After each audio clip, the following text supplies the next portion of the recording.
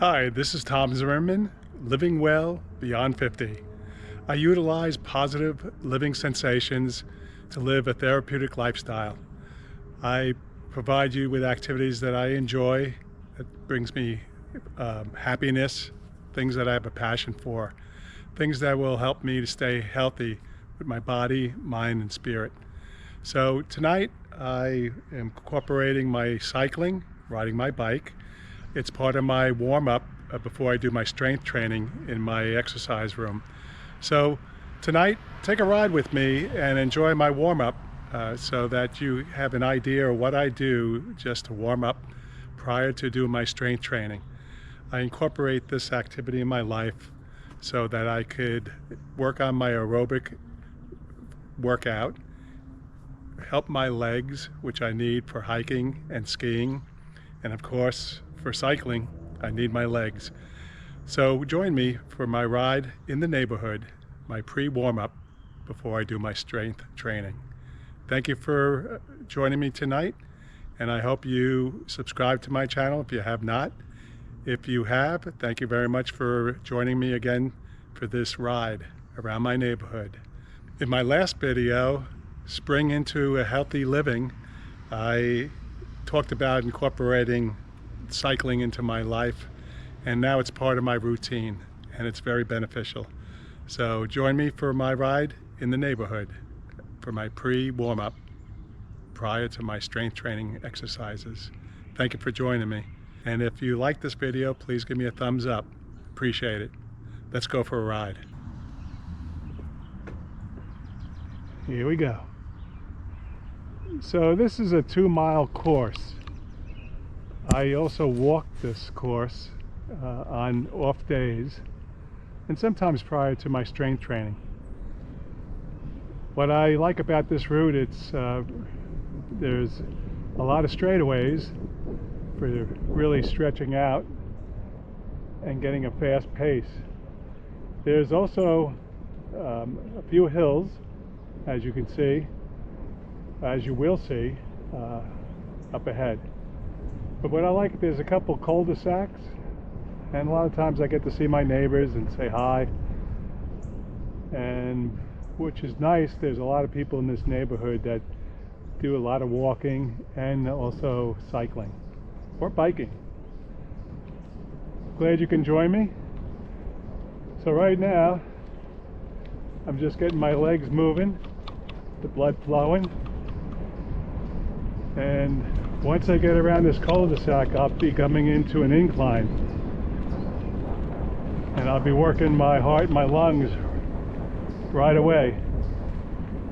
I mentioned that it's important to push yourself. You don't have to do it right out of the gate, but I like to do this to get a pump and see if I can continue to talk during this video as I exert myself in this incline. And a lot of times when I go hiking, we get right into a climb. If you have joined me with some of my hikes, you can tell I get out of breath right in the beginning because I'm going up the mountain.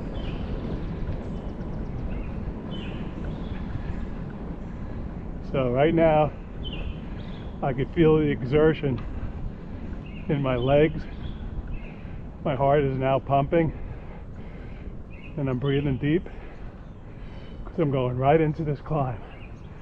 Doesn't look like much of a climb, but after a day at the office, sitting most of the time, my body's at pretty much of a complete rest. You may hear my voice now. It's a little pressured, and I'm breathing deep,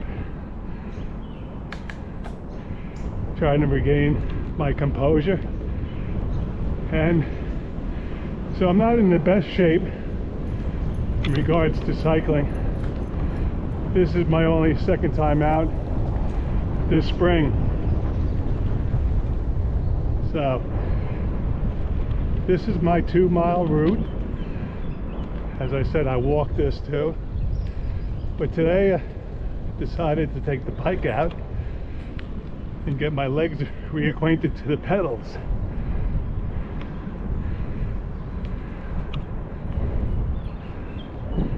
Pedals on the metals. This is where the rubber meets the road. So I feel like I got my breath back. I'm still breathing deep. Now I feel like I'm getting a good circulation as I get into a straightaway here. A few cul-de-sacs, which is nice because it breaks up the monotony of just cycling straight. Plus I enjoy going around these bends. So cycling is a good activity for aerobics. It's fun, it's enjoyable. I look forward to cycling because I'm moving pretty quick. It's kind of like when I go skiing. It's a fast activity and you have to have all your senses in tune with the environment, because there are some risk factors, of course. Being that I'm on the road, I do have my helmet, as I do when I ski, but you have to watch the elements, all kinds of different weather. I'm pretty much a fair weather cyclist. I don't like to cycle in wet conditions or icy conditions. You also have to watch for animals, because there's a lot of squirrels around here, rabbits, and of course people. Gotta watch out for people, especially when they're driving those cars. So now I have a pretty good breath going here. Blood is flowing, the heart's pumping, and I'm getting right into it now.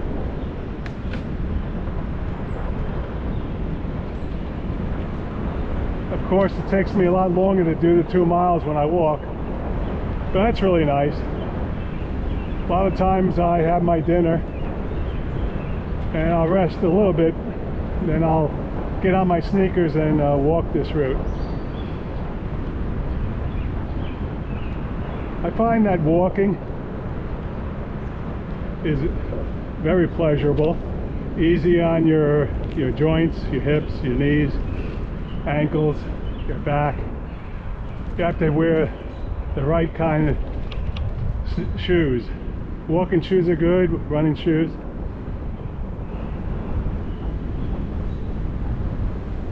With biking, I enjoy going long distance.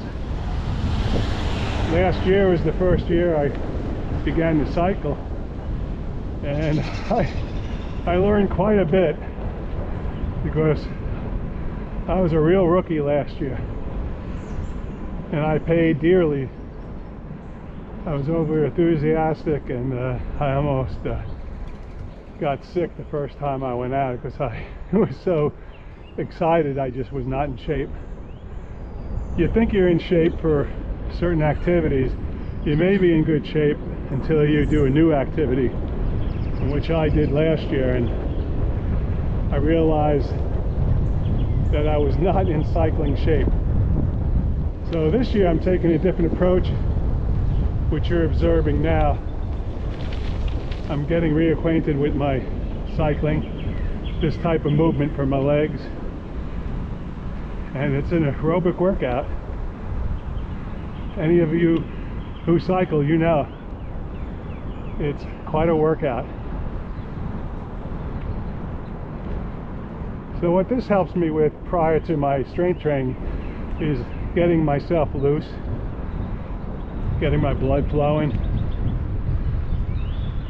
my heart's pumping, and actually I'm moving. I usually work out in the evenings. As most of you know, I'm still working. I'm in my last year of work. So I get up in the morning, have my 2 tall glasses of water, And then I have good healthy breakfast. Lately I've been eating oatmeal, cranberries, and walnuts, which I did this morning, and getting my natural sunlight when the sun's up. It's the best to get my sleep cycle in sync. That'd be another topic I talk about, so we could all sleep well, get a good night's sleep. And this helps me, even though I work out in the evenings like this. It seems like my body adapts pretty well, where once I'm done with cycling, go right into the strength training, and then once I'm done with the weights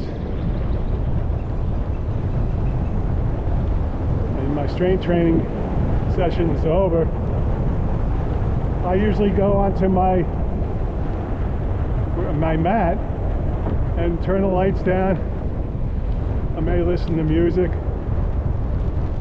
and just chill out. It's kind of like meditating,